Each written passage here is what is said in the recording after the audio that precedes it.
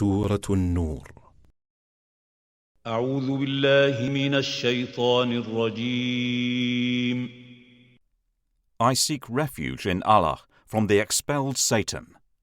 بسم الله الرحمن الرحيم. In the name of Allah, the entirely merciful, the especially merciful. سورة أنزلناها وفرضناها وأنزلنا فيها آيات بينات لعلكم تذكرون.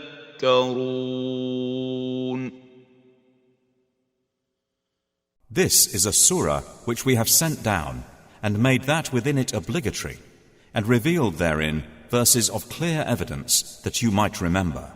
الزانية والزاني فاجلدوا كل واحد منهما 100 جلدة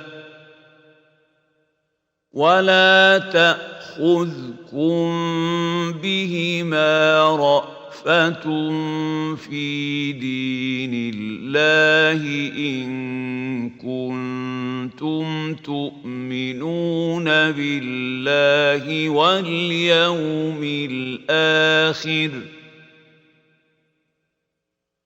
وليشهد عذابهما طائفة من المؤمنين. The unmarried woman or unmarried man found guilty of sexual intercourse, lash each one of them with 100 lashes. And do not be taken by pity for them in the religion, i.e. law of Allah, if you should believe in Allah and the last day, and let a group of the believers witness their punishment. الزاني لا ينكح إلا زانية أو مشركة والزانية لا ينكحها إلا زان أو مشرك وحرم ذلك على المؤمنين.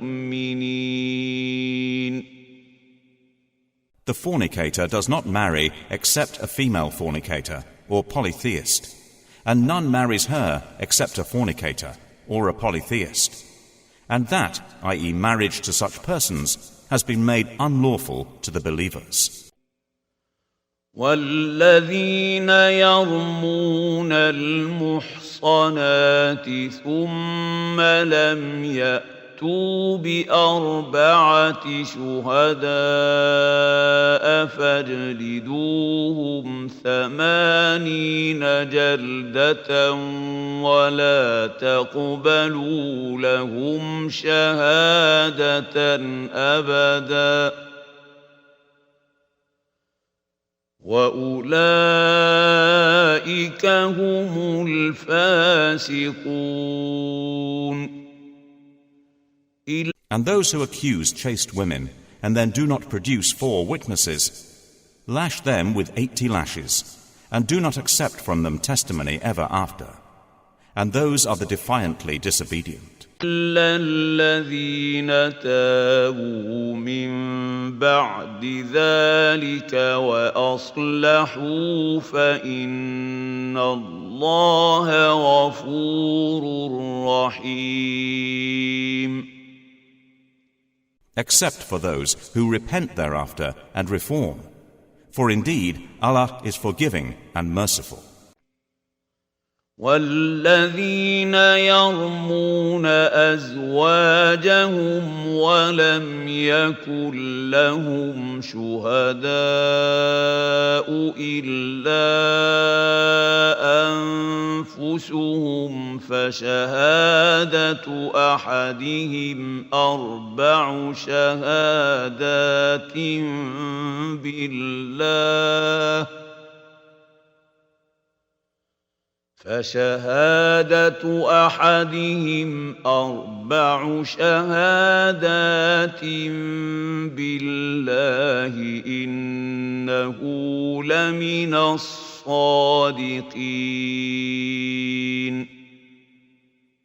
And those who accuse their wives of adultery and have no witnesses except themselves, then the witness of one of them shall be 4 testimonies, swearing by Allah that indeed he is of the truthful. والخامسة أن لعنة الله عليه إن كان من الكاذبين. And the 5th oath will be that the curse of Allah be upon him if he should be of the liars. ويدرأ عنها العذاب أن تشهد 4 شهادات بالله إنه لمن الكاذبين. But it will prevent punishment from her if she gives 4 testimonies, swearing by Allah that indeed he is of the liars. والخامسة أن غضب الله عليها إن كان من الصادقين. And the 5th oath will be that the wrath of Allah be upon her if he was of the truthful. ولولا فضل الله عليكم ورحمته وأن الله تواب حكيم. And if not for the favor of Allah upon you and his mercy, and because Allah is accepting of repentance and wise. إن الذين جاءوا بالإفك عصبة منكم لا تحسبوه شرا لكم بل هو خير لكم لكل امرئ منهم ما اكتسب من الإثم والذي تولى كبره منهم له عذاب عظيم. Indeed, those who came with falsehood are a group among you. Do not think it bad for you. Rather, it is good for you. For every person among them is what punishment he has earned from the sin. And he who took upon himself the greater portion thereof, for him is a great punishment, i.e. hellfire. لولا إذ سمعتموه ظن المؤمنون والمؤمنات بأنفسهم خيرا وقالوا هذا إفك مبين. Why, when you heard it, did not the believing men and believing women think good of themselves, i.e. one another, and say, this is an obvious falsehood? لولا جاءوا عليه بأربعة شهداء فإذ لم يأتوا بالشهداء فأولئك عند الله هم الكاذبون. Why did they who slandered not produce for it 4 witnesses? And when they do not produce the witnesses, then it is they in the sight of Allah who are the liars. ولولا فضل الله عليكم ورحمته في الدنيا والآخرة لمسكم فيما أفضتم فيه عذاب عظيم. And if it had been for the favor of Allah upon you and His mercy in this world and the hereafter, you would have been touched for that lie in which you were involved by a great punishment. إذ تلقونه بألسنتكم وتقولون بأفواهكم ما ليس لكم به علم وتحسبونه هينا وهو عند الله عظيم. When you received it with your tongues and said with your mouths that of which you had no knowledge and thought it was insignificant while it was in the sight of Allah tremendous. ولولا إذ سمعتموه قلتم ما يكون لنا أن نتكلم بهذا سبحانك هذا بهتان عظيم. And why, when you heard it, did you not say, "It is not for us to speak of this"? Exalted are you, O Allah, this is a great slander. يعظكم الله أن تعودوا لمثله أبدا إن كنتم مؤمنين. Allah warns you against returning to the likes of this conduct, ever, if you should be believers. وَيُبَيِّنُ اللَّهُ لَكُمُ الْآيَاتِ وَاللَّهُ عَلِيمٌ حَكِيمٌ. And Allah makes clear to you the verses, i.e. His rulings, and Allah is knowing and wise. إِنَّ الَّذِينَ يُحِبُّونَ أَن تَشِيعَ الْفَاحِشَةُ فِي الَّذِينَ آمَنُوا لَهُمْ عَذَابٌ أَلِيمٌ فِي الدُّنْيَا وَالْآخِرَةِ والله يعلم وأنتم لا تعلمون. Indeed, those who like that immorality should be spread or publicized among those who have believed will have a painful punishment in this world and the hereafter. And Allah knows, and you do not know.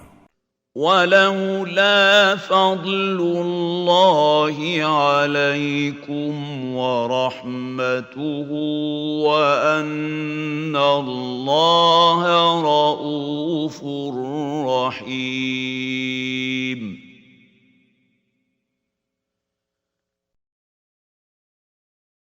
And if it had not been for the favor of Allah upon you and His mercy, and because Allah is kind and merciful.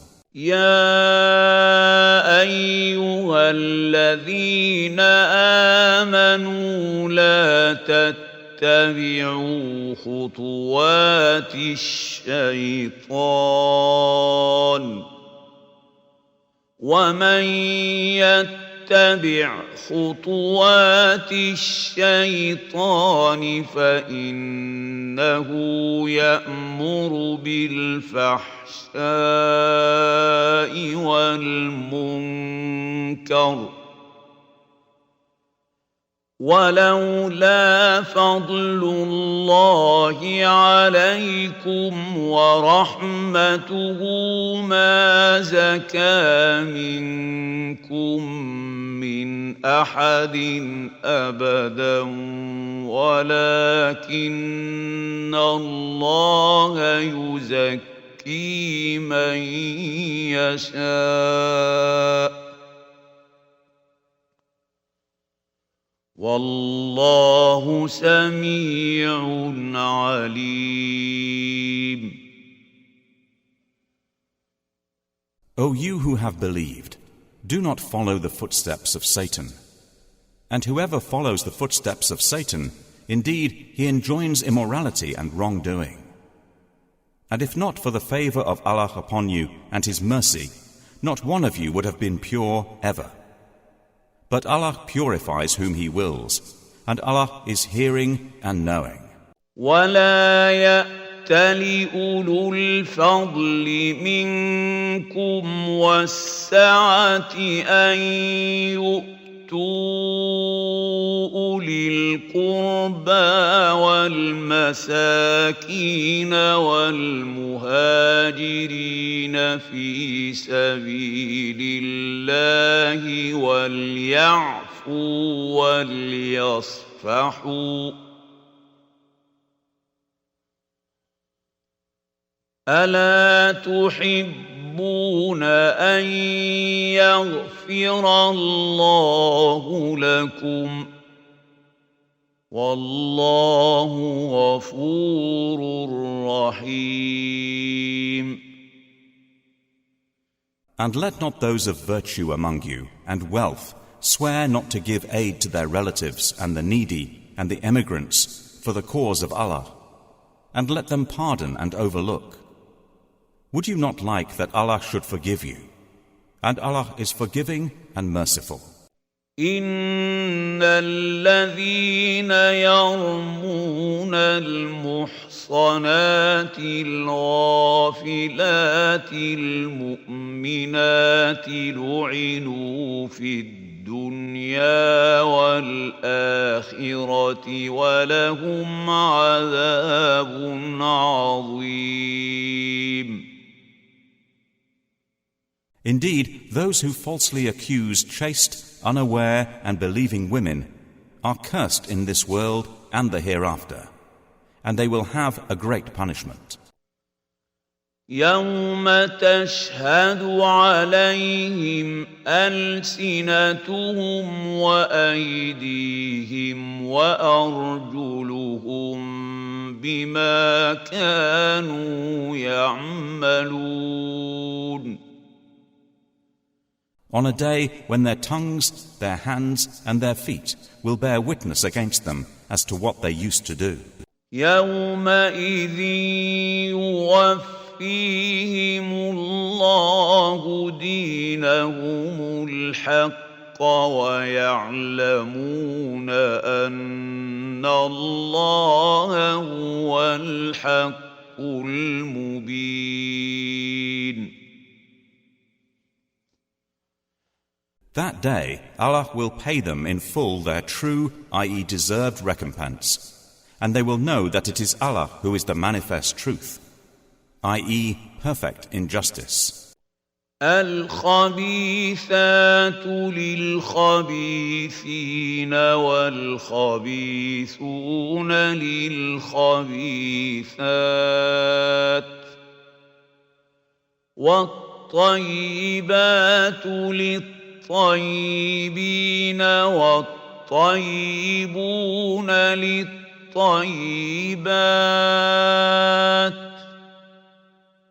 أولئك مبرؤون مما يقولون لهم مغفرة ورزق كريم. Evil words are for evil men, and evil men are subjected to evil words. And good words are for good men, and good men are an object of good words. Those good people are declared innocent of what they, i.e. slanderers, say. For them is forgiveness and noble provision. يا أيها الذين آمنوا لا تدخلوا بيوتا غير بيوتكم حتى تستأنسوا وتسلموا على أهلها ذلكم خير لكم لعلكم تذكرون. O you who have believed, do not enter houses other than your own houses until you ascertain welcome and greet their inhabitants. That is best for you. Perhaps you will be reminded, i.e. advised. فإن لم تجدوا فيها أحدا فلا تدخلوها حتى يؤذن لكم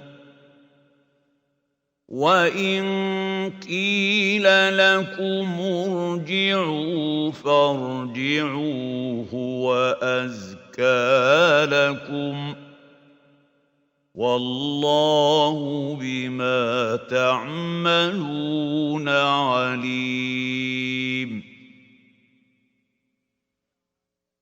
And if you do not find anyone therein, do not enter them until permission has been given you. And if it is said to you, go back, then go back, it is purer for you. And Allah is knowing of what you do. ليس عليكم جناح أن تدخلوا بيوتا غير مسكونة فيها متاع لكم والله يعلم ما تبدون وما تكتمون. There is no blame upon you for entering houses not inhabited, in which there is convenience for you. And Allah knows what you reveal and what you conceal. قل للمؤمنين يغضوا من أبصارهم ويحفظوا فروجهم ذلك أزكى لهم إن الله خبير بما يصنعون. Tell the believing men to reduce some of their vision and guard their private parts. That is purer for them. Indeed, Allah is fully aware of what they do. وَقُلْ لِلْمُؤْمِنَاتِ يَغْضُضْنَ مِنْ أَبْصَارِهِنَّ وَيَحْفَظْنَ فُرُوجَهُنَّ وَلَا يُبْدِينَ زِينَتَهُنَّ إِلَّا مَا ظَهَرَ مِنْهَا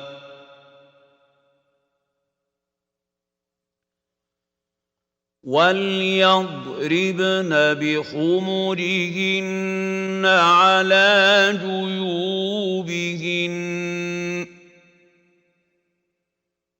وَلَا يُبْدِينَ زِينَتَهُنَّ إِلَّا لِبُعُولَتِهِنَّ أَوْ آبَائِهِنَّ أَوْ آبَاءِ بُعُولَتِهِنَّ أَوْ أَبْنَائِهِنَّ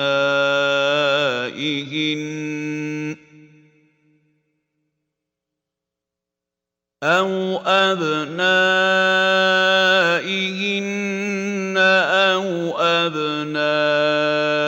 بُعُولَتِهِنَّ أَوْ إِخْوَانِهِنَّ أَوْ بَنِي إخوانهن أو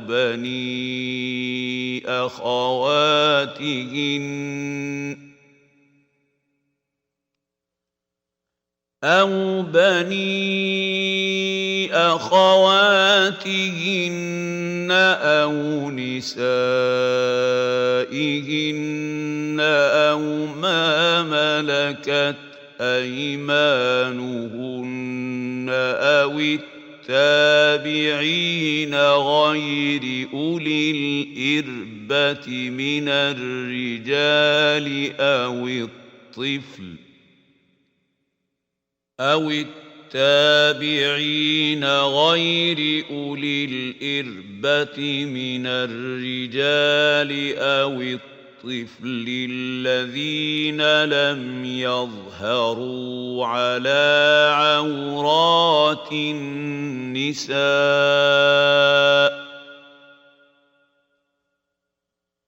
ولا يضربن بأرجلهن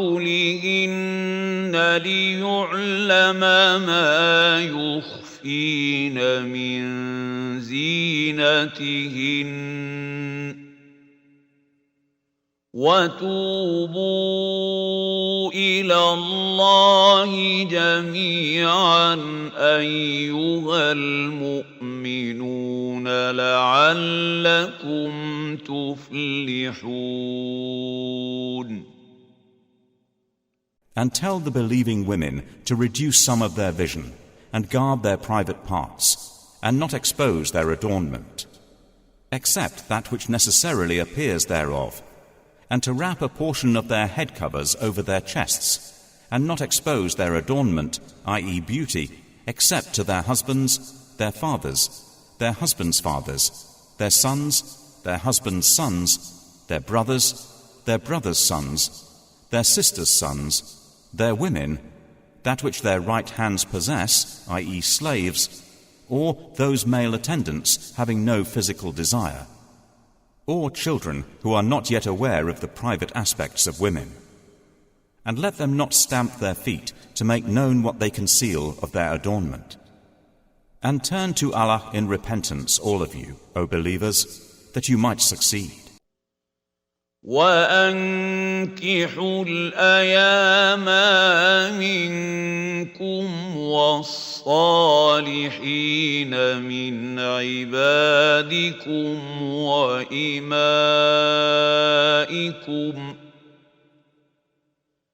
إِنْ يَكُونُوا فُقَرَاءَ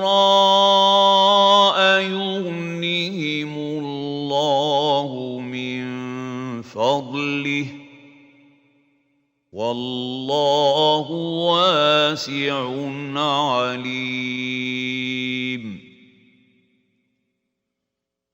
And marry the unmarried among you, and the righteous among your male slaves and female slaves.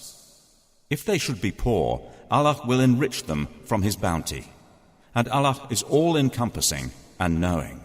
وَلْيَسْتَعْفِفِ الَّذِينَ لَا يَجِدُونَ نِكَاحًا حَتَّى يُغْنِيَهُمُ اللَّهُ مِنْ فَضْلِهِ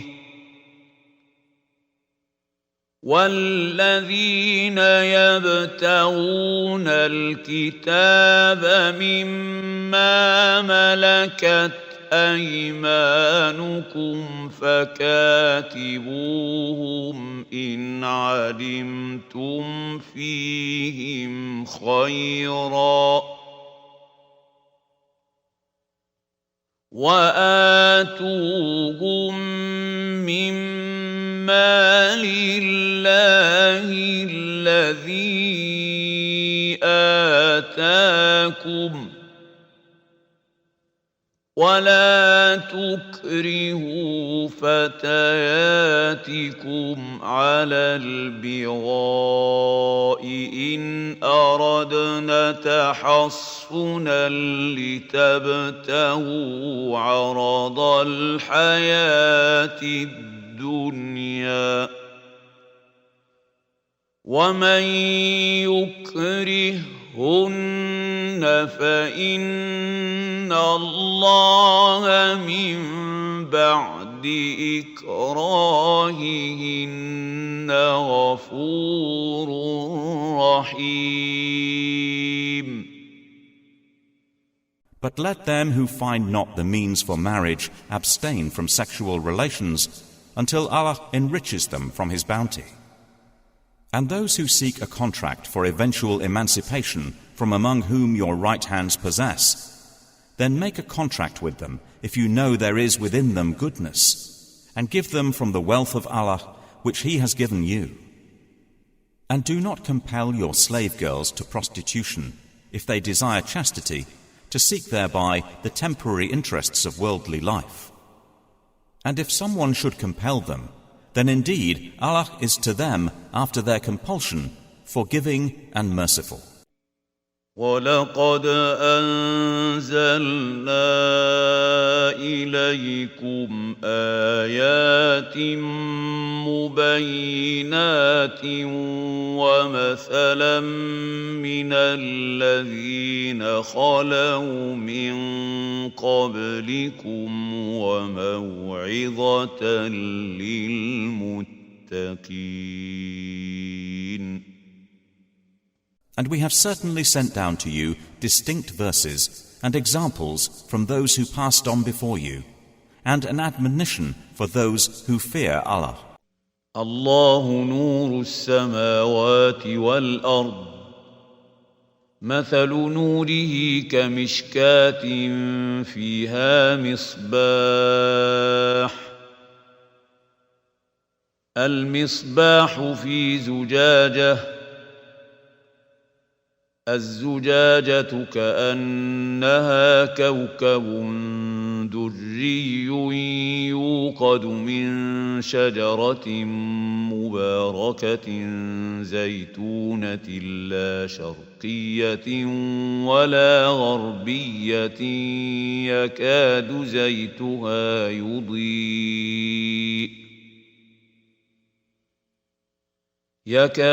زيتها يضيء ولو لم تمسسه نار نور على نور يهدي الله لنوره من يشاء ويضرب الله الأمثال للناس والله بكل شيء عليم. Allah is the light of the heavens and the earth. The example of His light is like a niche within which is a lamp. The lamp is within glass. The glass as if it were a pearly white star lit from the oil of a blessed olive tree, neither of the east nor of the west, whose oil would almost glow even if untouched by fire. Light upon light. Allah guides to His light whom He wills, and Allah presents examples for the people, and Allah is knowing of all things. في بيوت أذن الله أن ترفع ويذكر فيها اسمه يسبح له فيها بالغدو والآصال. Such things are in houses, i.e. mosques, which Allah has ordered to be raised, and that His name be mentioned, i.e. praised therein, exalting Him within them in the mornings and the evenings. رجال لا تلهيهم تجارة ولا بيع عن ذكر الله وإقام الصلاة وإيتاء الزكاة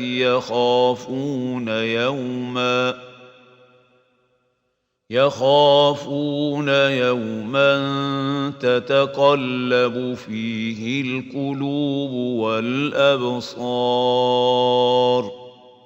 Are men whom neither commerce nor sale distracts from the remembrance of Allah and performance of prayer and giving of zakah.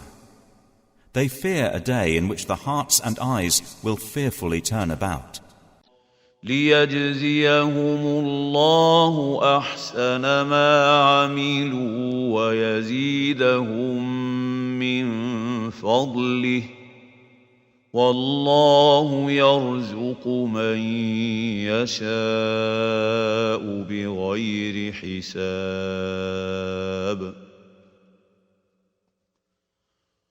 That Allah may reward them according to the best of what they did and increase them from His bounty.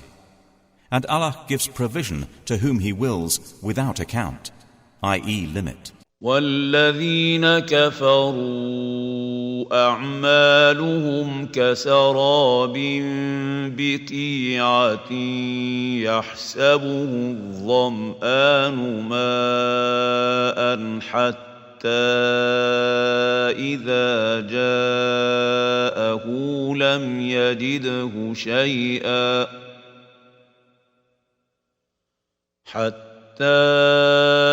إذا جاءه لم يجده شيئا ووجد الله عنده فوفاه حسابه والله سريع الحساب. But those who disbelieved, their deeds are like a mirage in a lowland, which a thirsty one thinks is water, until when he comes to find it, he finds it is nothing, but finds Allah before him. And he will pay him in full his due. And Allah is swift in account.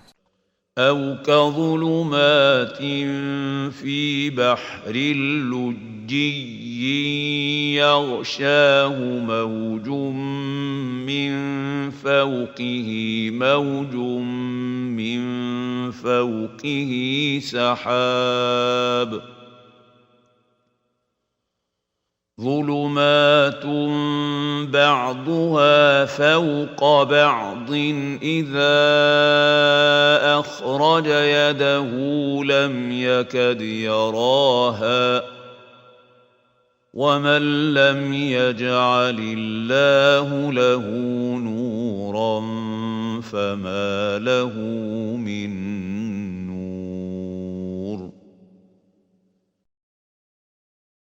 Or they are like darknesses with an unfathomable sea, which is covered by waves, upon which are waves, over which are clouds, darknesses, some of them upon others. When one puts out his hand therein, he can hardly see it. And he to whom Allah has not granted light, for him there is no light. ألم تر أن الله يسبح له من في السماوات والأرض والطير صافات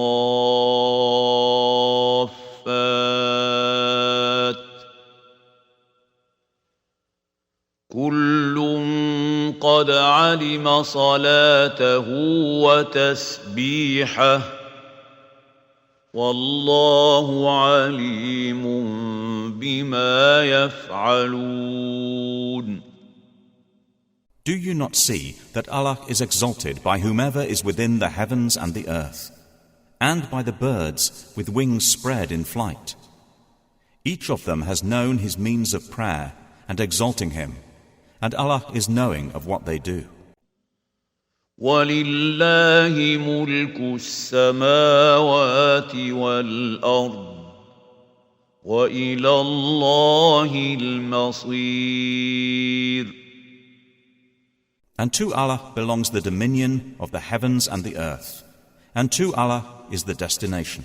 أَلَمْ تَرَ أَنَّ اللَّهَ يُزْجِي سَحَابًا ثُمَّ يُؤَلِّفُ بَيْنَهُ ثُمَّ يَجْعَلُهُ رُكَامًا فَتَرَى الْوَدْقَ يَخْرُجُ مِنْ خِلَالِهِ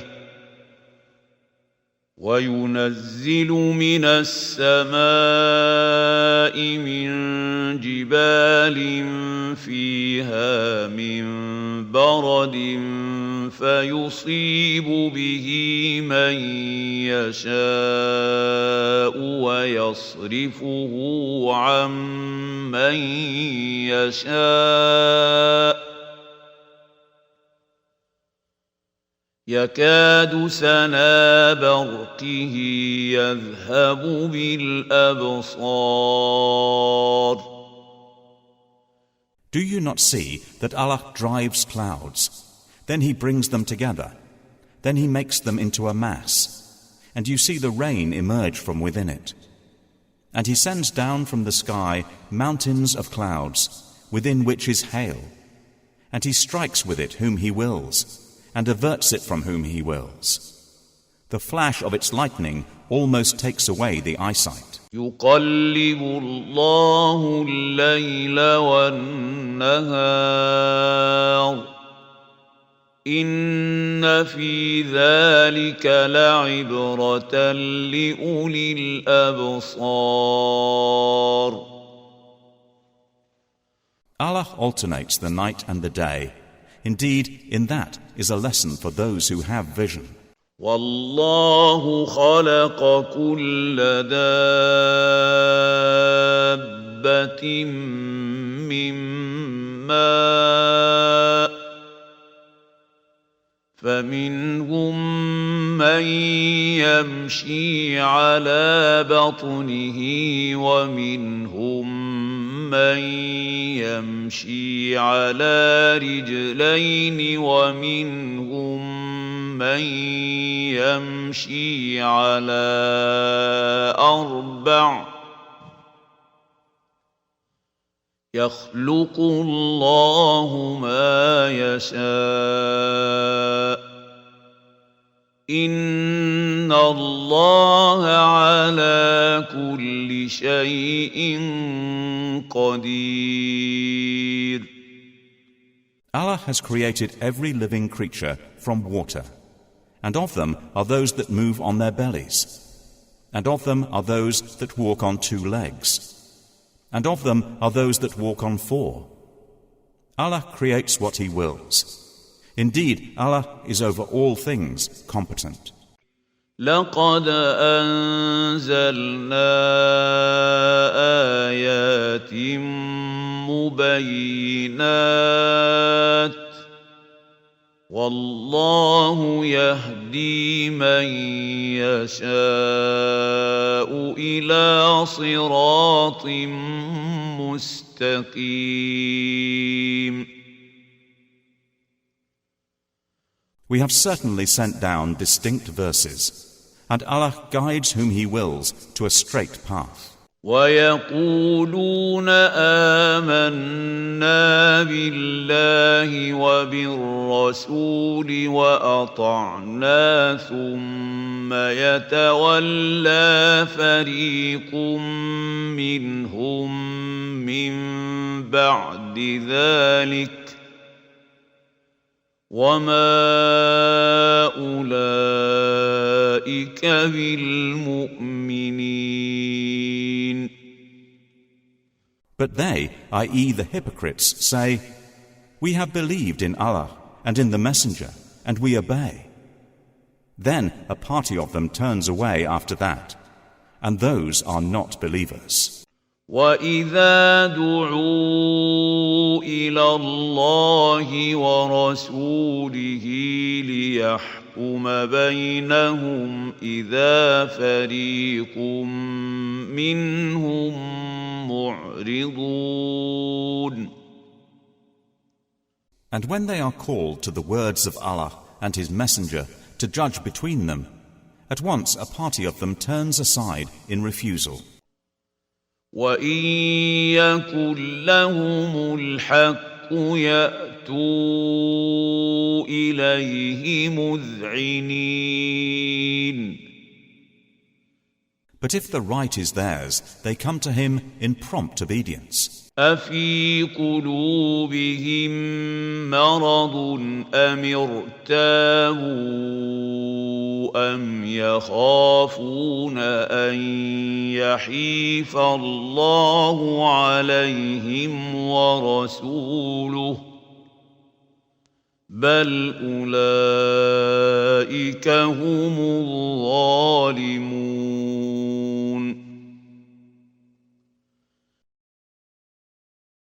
Is there disease in their hearts, or have they doubted, or do they fear that Allah will be unjust to them or His Messenger? Rather, it is they who are the wrongdoers, i.e. the unjust.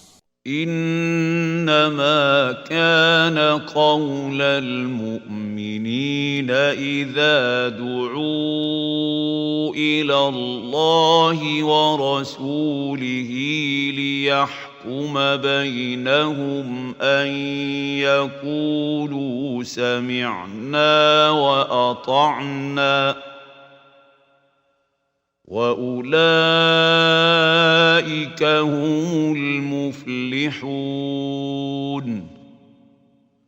The only statement of the true believers when they are called to Allah and His Messenger to judge between them is that they say, "We hear and we obey," and those are the successful. ومن يطع الله ورسوله ويخشى الله ويتقه فأولئك هم الفائزون. And whoever obeys Allah and His Messenger and fears Allah and is conscious of Him, it is those who are the attainers. وَأَقْسَمُوا بِاللَّهِ جَهْدَ أَيْمَانِهِمْ لَئِنْ أَمَرْتَهُمْ لَيَخْرُجُنَّ قُل لَّا تُقْسِمُوا طَاعَةٌ مَّعْرُوفَةٌ إِنَّ اللَّهَ خَبِيرٌ بما تعملون. And they swear by Allah their strongest oaths, that if you ordered them, they would go forth in Allah's cause. Say, do not swear. Such obedience is known. Indeed, Allah is fully aware of that which you do. قُلْ أَطِيعُوا اللَّهَ وَأَطِيعُوا الرَّسُولَ فَإِن تَوَلَّوْا فَإِنَّمَا عَلَيْهِ مَا حُمِّلَ وَعَلَيْكُمْ مَا حُمِّلْتُمْ وَإِن تُطِيعُوهُ تَهْتَدُوا وَمَا عَلَى الرَّسُولِ إِلَّا الْبَلَاغُ الْمُبِينُ. Say, obey Allah and obey the Messenger. But if you turn away, then upon him is only that duty with which he has been charged, and upon you is that with which you have been charged. And if you obey him, you will be rightly guided. And there is not upon the Messenger except the responsibility for clear notification. وَعَدَ اللَّهُ الَّذِينَ آمَنُوا مِنكُمْ وَعَمِلُوا الصَّالِحَاتِ لَيَسْتَخْلِفَنَّهُمْ فِي الْأَرْضِ كَمَا اسْتَخْلَفَ الَّذِينَ مِن قَبْلِهِمْ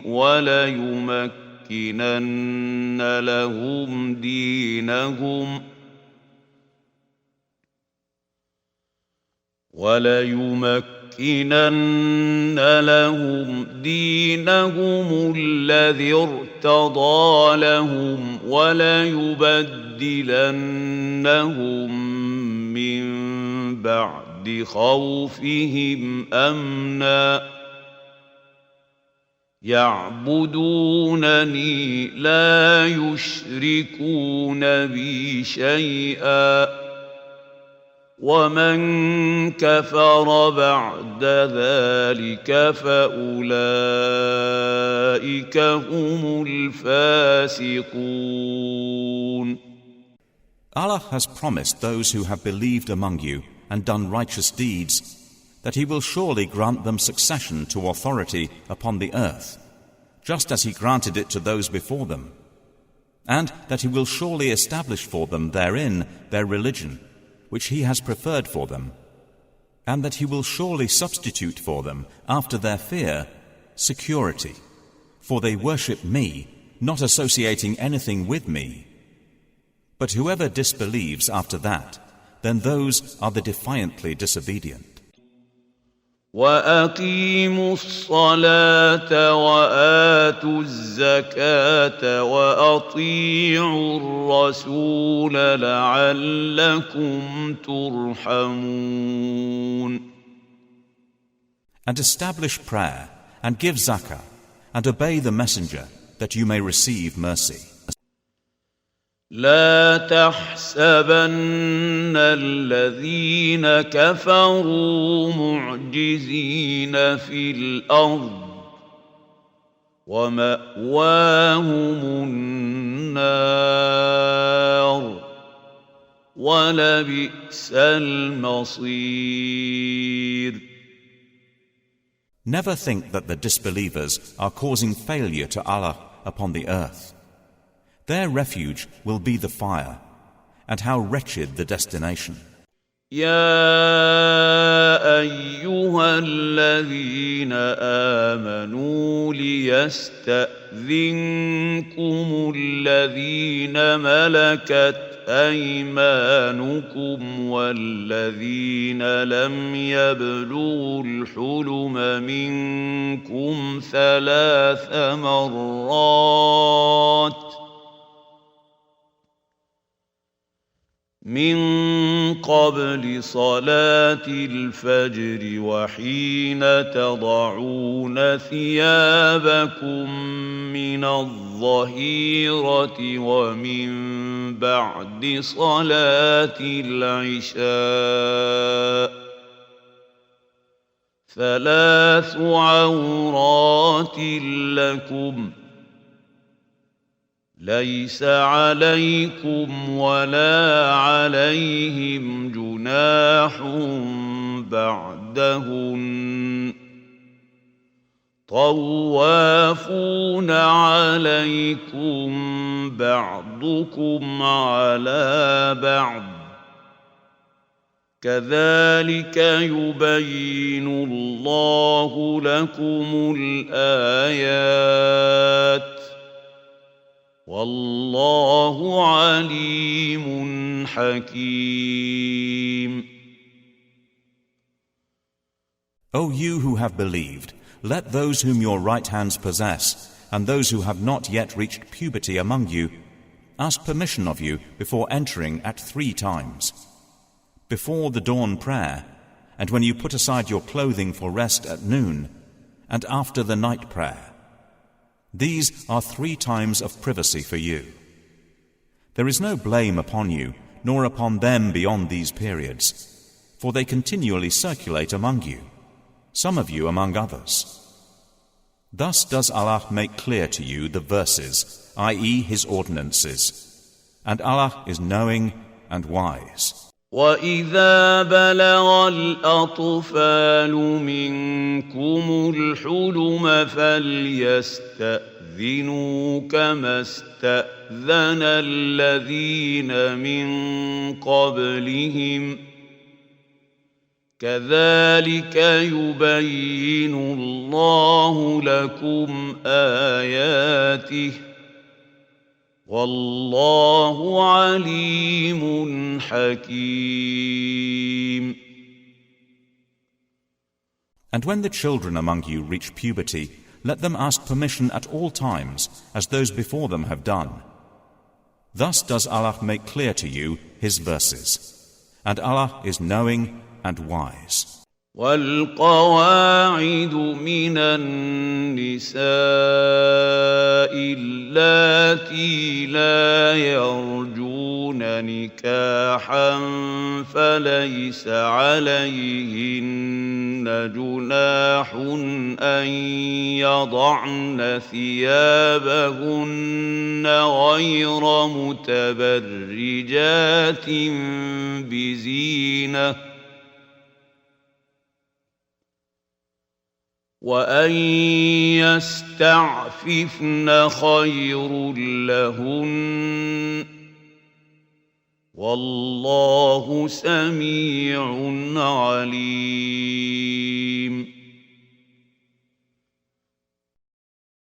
And women of post-menstrual age who have no desire for marriage, there is no blame upon them for putting aside their outer garments, but not displaying adornment.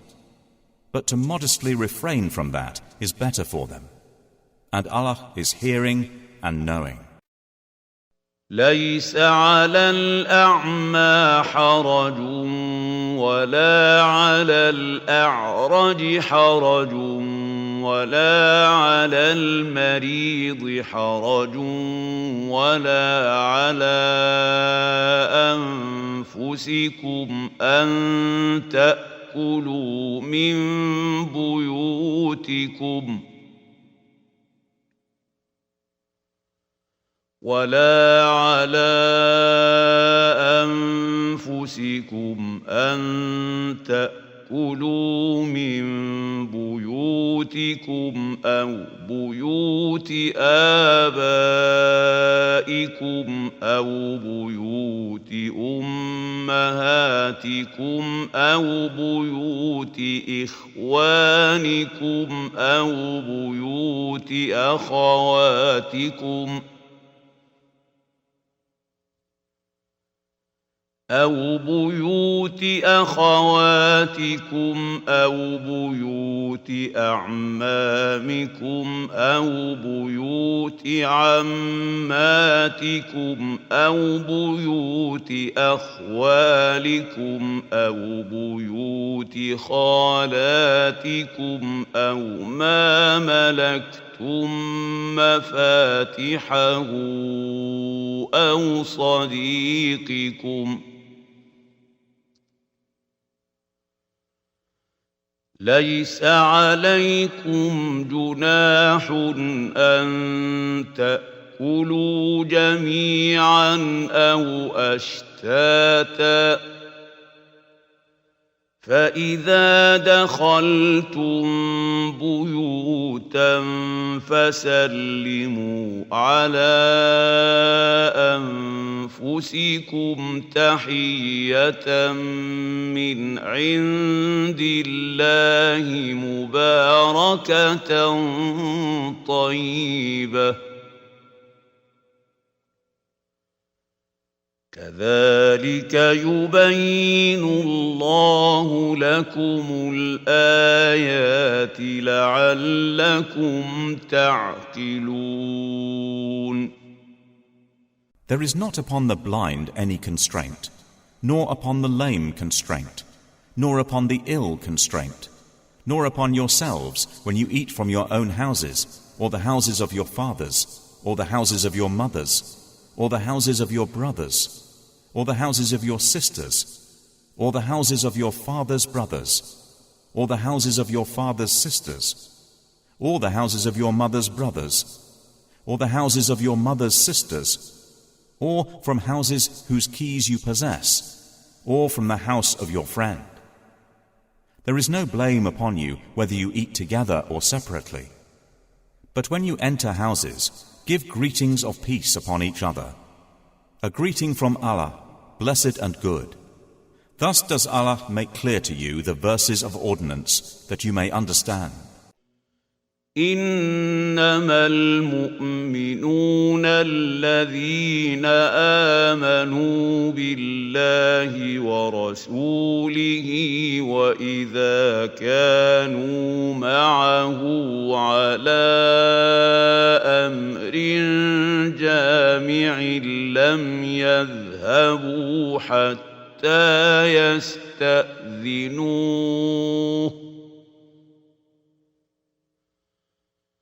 إن الذين يستأذنونك أولئك